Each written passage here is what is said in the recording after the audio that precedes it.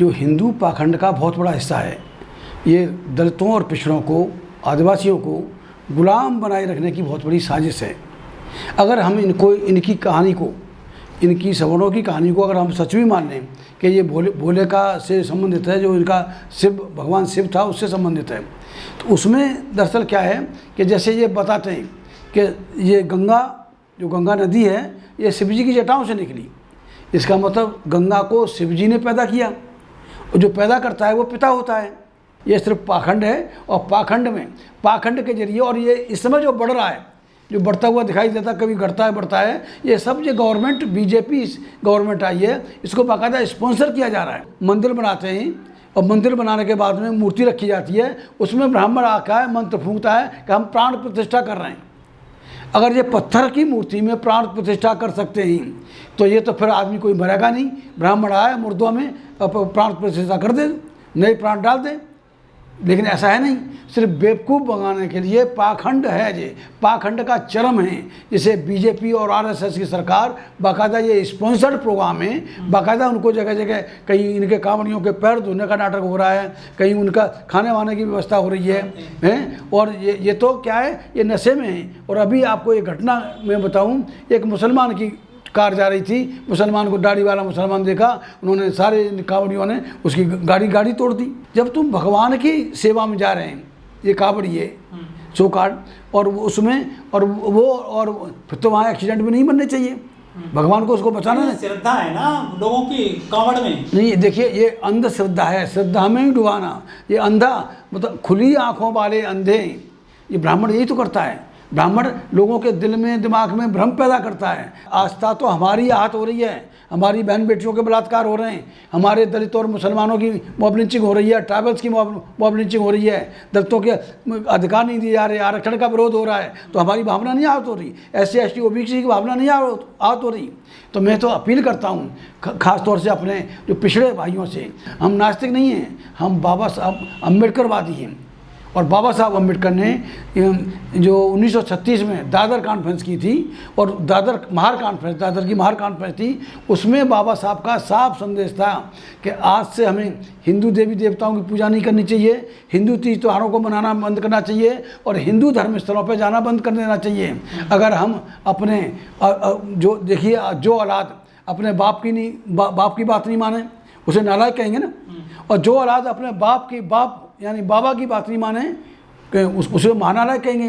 तो बाबा साहब का मतलब ये है कि हमारे बाप के बाप, और वो जिन्होंने हमें इंसानी ज़िंदगी दी।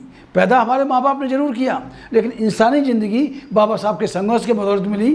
तो और बाबा साहब की बात माननी चाहिए। बाबा साहब ने साफ लिखा है, पता नहीं ये हमारे जो नालायक नेता हैं या नालायक सोकाल्ड बुद्धिजीवी हैं, मुझे सॉरी टू से दैट, कि इन्होंने नहीं पढ़ा। क्या इन्होंने नहीं पढ़ा? महार कॉन्फ्रेंस का जो रिजोल्यूशन था, वो रिजोल्यूशन ही यही कहता है कि आज से हमें, ये डॉक्टर धनंजय कीर की, जो धनंजय कीर ने बाबा साहब की जो बायोग्राफी लिखी है, उस किताब में स्पष्ट तौर पर बाबा साहब ने कहा है महार कॉन्फ्रेंस में कि आज से हमें हिंदू देवी देवताओं की पूजा नहीं करनी चाहिए, हिंदू तीज त्योहारों को मनाना बंद करना चाहिए, और हिंदू धर्म स्थलों पर जाना बंद कर देना चाहिए। ये ढोंग ढकोसला है। अरे इतनी तुम मेहनत कर रहे हो, इतना उस दिमाग लगाओ, पढ़ने में दिमाग लगाओ, स्कूल जाओ, बच्चों को स्कूल भेजो, उनको काबिल बनाओ। और शिक्षा को तो उन्होंने ठप कर दिया।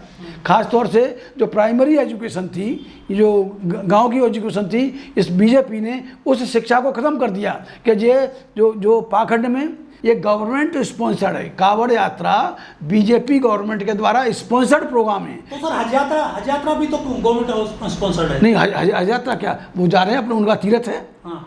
अगर दलितों को यात्रा ही करनी है तो वो मऊ जाएं जहाँ बाबा साहब पैदा हुए हैं। उससे बड़ा तीर्थ हमारे लिए कोई नहीं है।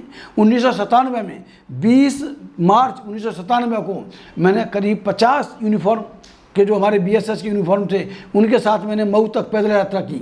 26 दिन में पूछा, करीब 850 किलोमीटर था। और वो संदेश यही दिया था कि भाई अगर हम SC ST OBC का, जो हम बाबा साहब के मानने वाले हैं, अगर कोई तीर्थ है तो वो है जहाँ बाबा साहब पैदा हुए थे। मुसलमानों के लिए काबा है, धर्म की आज़ादी है, वो अपने काबा में जा रहे हैं, वहाँ भी कोई पूजा नहीं करते। वो जाके वहाँ जाते हैं, वहाँ नमाज पढ़ते, वहाँ जाते हैं, वहाँ करके वो भी नहीं है। अरे इसी बात का तो रोना है भाई, जो बैकवर्ड समाज है, ख़ास तौर से यादव समाज और हमारे समाज के जो बेवकूफ़ लोग हैं, SC ST और ख़ास तौर से OBC समाज, मैं कह रहा हूँ जो बैकवर्ड में जो फॉरवर्ड हैं, जो अहीर, जाट, गुजर और कुर्मी हैं। कुर्मी तो खैर मैं नहीं समझता कि कोई कुर्मी इस तरह का काम करता है, लेकिन अहीर, जाट, गुजर बड़ा खुश है कावड़ में, और कावड़ से कुछ होने वाला नहीं है। ये तो अगर बेहतर हो कि ये जो हमारे लोग हैं, बाबा साहब डॉक्टर अम्बेडकर को पढ़ें, संविधान को पढ़ें, ललित सिंह यादव को पढ़ें, ये तमाम हमारे महापुरुष हुए हैं, पेरियार को पढ़ें, इनको पढ़ें, तो निश्चित तौर से बाबा साहब को पढ़ने से, हमारे महापुरुषों को पढ़ने से हमारा दिमाग खुलता है। हम ये जो इनकी सोकाल्ड धार्मिक गुलामी है या पाखंड की गुलामी है, पाखंड में डूबे होने की वजह से उस पाखंड का ही फायदा उठाकर बीजेपी आज सत्ता में बैठी है। हमारे लोग नहीं समझ पा रहे कि अगर कोई दलित मंदिर में चढ़ाया हुआ उसको वहाँ मंदिर में जाने से रोका, उसको पीटा गया, फिर भी इनकी आँखें नहीं खुलती, क्योंकि ये सरकार है। और सरकार से खास तौर से ये ब्राह्मण समाज ये सावन का महीना लगते ही सक्रिय हो जाता है। वो घर घर जाके उनको जो प्रवचन करता है कि जा भाई पुण्य लूट लो, ये तो शिवजी महाराज खुश हो जाएंगे तो तुम हजारों साल जियोगे, इस तरह की झूठी बातें बनाकर इस तरह से करते हैं। मेरी रिक्वेस्ट है खास तौर से अपने बैकवर्ड भाइयों से, शुरू टाइप के लोगों से, कि इस कावड़ के चक्कर में न पड़ें और निश्चित तौर से अपने बच्चों को शिक्षा का इंतजाम करें। जो शिक्षा को इन्होंने समाप्त किया है, शिक्षा को खास तौर से प्राइमरी एजुकेशन को इन्होंने डिस्टर्ब कर दिया है उत्तर प्रदेश से, मध्य प्रदेश से, वहाँ स्कूलों की हालत बदतर हो गई है।